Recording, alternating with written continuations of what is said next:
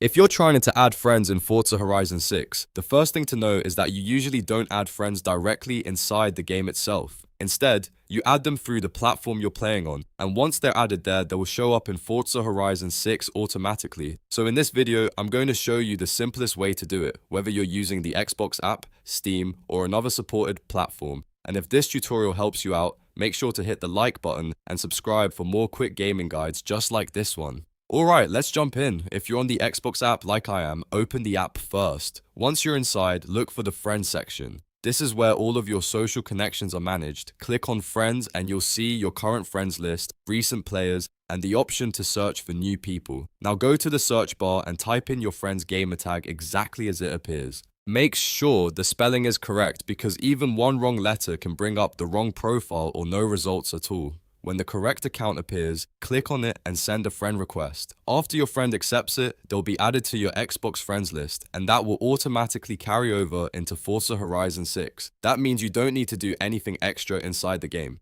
Once both of you are online, you should be able to see each other in the social or multiplayer features of the game depending on the mode you're using.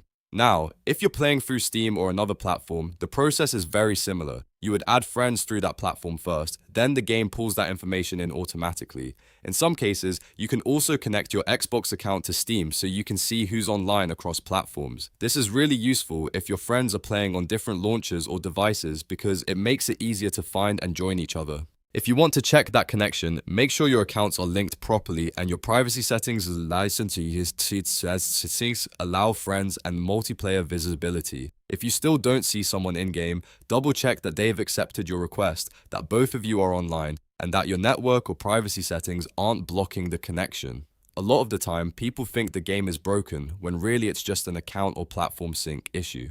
So the key takeaway is this.